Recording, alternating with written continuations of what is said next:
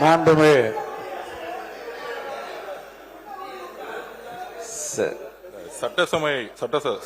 சட்டத்துறை அமைச்சர் எதற்காக சொல்லியிருந்தால், காலையிலேயே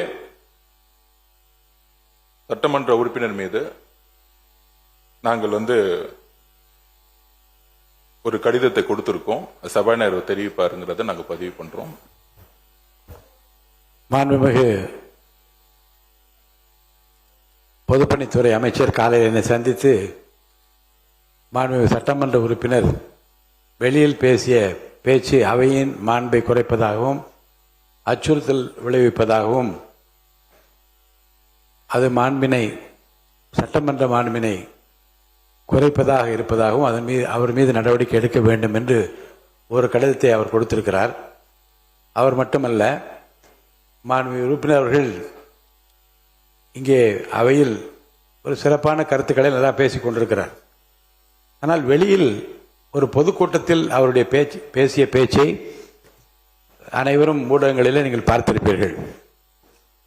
அந்த பேச்சு முடிந்தவுடன் அந்த வன்முறை பேச்சுக்காக அவர் மீது நடவடிக்கை எடுக்க வேண்டும் என்று பொதுமக்கள் பல பேர் பேரவைத் தலைவரிடமே எனக்கு கடிதமும் எழுதியிருந்தார்கள். தொலைபேசி மூலமாகவும் எப்படி நீங்கள் சும்மா இருக்க முடியும் என்றெல்லாம் கேட்டார்கள். நிருபர்கள் பத்திரிகையாளர் கேட்கிற போது கூட இந்த வளாகத்திற்குள்ளே நடந்த சம்பவங்களிலே என் அனுமதி பெற்று கைது செய்யப்படுவது எப்படி என்பதை பற்றியெல்லாம் விளக்கமாக நான் தெரிவித்தேன். ஆனால் இதில் மிகவும் மனமும் வருந்துகிற ஒரு செய்தி என்ன என்றால், மாண்புமிகு உறுப்பினர் இந்த அவையில் இப்போது எல்லோரும் ஆளுங்கட்சியை சேர்ந்தவர்கள் எல்லாரும் ரொம்ப உன்னிப்பாக அவருடைய பேச்சை ஆர்வமாக கேட்கக்கூடிய அளவுக்கு இங்கே தரமான ஒரு பேச்சாக பேசுகிறார் என்று பார்த்து கொண்டு இருக்கிறோம். ஆனால் வெளியிலே அவர் பேசிய பேச்சு என்பது என்னை போன்ற உங்களை போன்ற அனைவருடைய மனதினை வருத்தத்தை ஏற்படுத்தியது. என்ன சொன்னார்னா, சட்டமன்றத்துக்குள்ள வச்சு பார்த்துக்கிறோம்டா, நாங்கள் என்ன கோமாளி பயன் நினைச்சிட்டு இருக்கியா? சட்டமன்றத்தில் நாம பயந்து ஓடணுமா? பேய் அடிச்ச மாதிரி சட்டமன்றத்தில் உட்கார்ந்துகிட்டு இருந்த தமிழ்நாட்டினுடைய முதலமைச்சர் கொத்து பரோட்டா கொத்து பரோட்டா போல. என்னடா கொத்து பரோட்டா? உன்ன மாதிரி ஆயிரக்கணக்கான கொஞ்சம் இருங்க சார், எவ்வளவு கேவலமா பேசினேன். இவன் மந்திரிகள் அத்தனை பேரும் குற்றவாளிகள், இவன் தான் ஊழலுடைய மொத்த உருவம் தமிழ்நாடு முதலமைச்சர். இதுதான் அவருடைய பேச்சினுடைய ஒரு சாராம்சம். நான் என்ன சொல்றேன், இருங்க, இது குறித்து ஏற்கனவே வழக்கு பதிவு செய்யப்பட்டு வழக்கு நீதிமன்றத்துக்கு உள்ள நான் போகல. அதில் எந்த காலகட்டத்தில் பேசினார், எதுக்காக பேசினார் என்பதை பற்றியால் நான் விவாதிக்க விரும்ப, அது முறையும் அல்ல. ஆனால் சட்டமன்றத்துக்குள்ளே வைத்து உனக்கு எலும்பு இருக்காது என்று ஒருத்தர் சொன்னால் அது நியாயம்தானா என்பது யோசிங்க.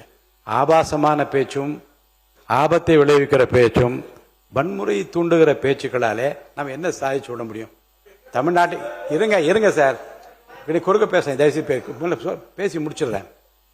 வழக்கு நிலுவையில் இருக்கிறது. வழக்குக்குள்ளே நான் போக விரும்பவில்லை. ஏன் பேசினார், எந்த சந்தர்ப்பத்தில் பேசினார், எதை பேசினார் என்பதை பற்றிய விவரங்கள்லாம் வரும். ஊடகங்களிலே வந்த செய்தி பல ஊடகங்களிலே நான் வெரிஃபை பண்ணி தான் இதை சொல்றேன். மாண்புமிகு முதலமைச்சரை பற்றியும் அவருடைய எலும்பை உடைப்பு என்று சொன்னபடி வன்னியரசு மாண்புமிகு அமைச்சர் வன்னியரசு கூட அடுத்த நாள் எல்லாருக்கும் எலும்பு இருக்குன்னு ஒரு அறிக்கை கொடுத்தார். அப்போ ஒருத்தருக்கு ஒருத்தர் விரோதங்களை வளர்ப்பதும் வன்முறையை தூண்டுவதும் இந்த அவைக்கென்று ஒரு மாண்பு இருக்கிறது. இந்த அவைக்குள்ளேயே அதை நடத்துவேன் என்று சொல்லி காட்டுகிற அந்த சொல்லாடலும், அது குறித்து அவர் பேசிய அந்த வேகமும். இருங்க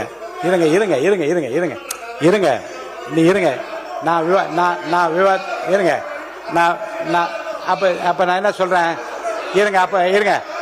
நான் என்ன முடிவுக்கு வரேன் இல்ல, நீங்க இது அவர் பேசியது நியாயம் என்று நீங்கள் வாதிடுவீர்கள். ஆனால் ரெண்டு விதமான நடவடிக்கை என் முன்னாலே இருக்கிறது.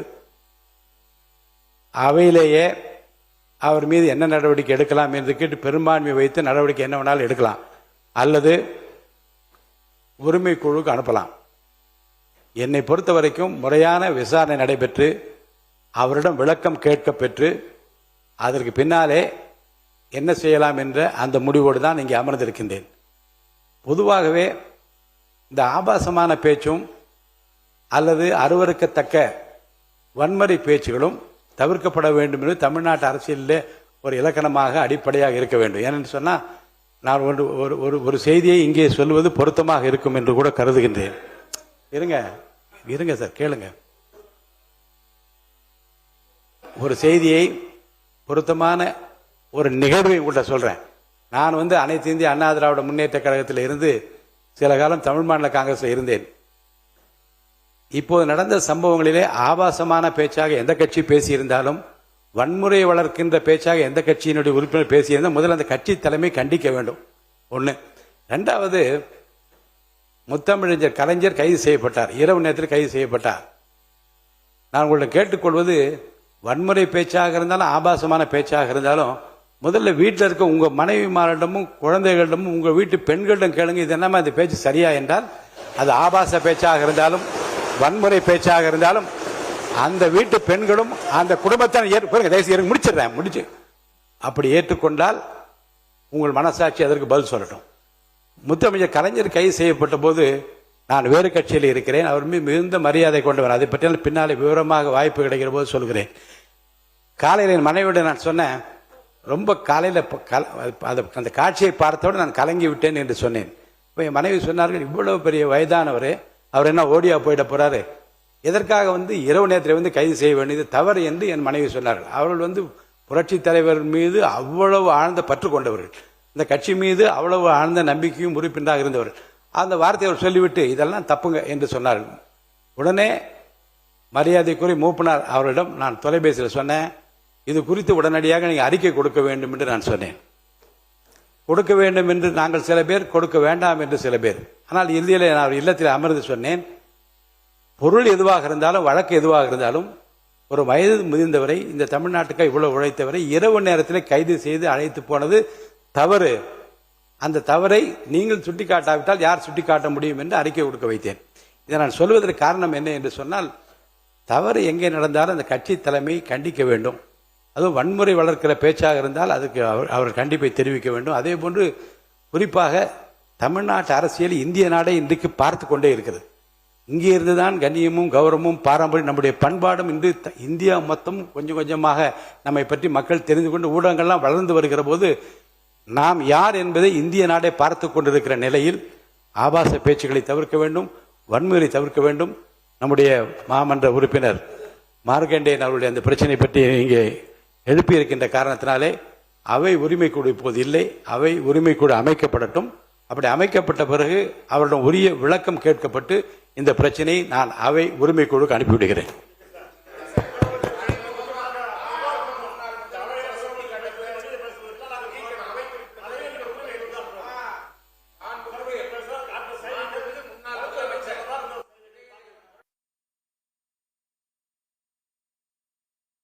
என்ன என்ன என்ன என்ன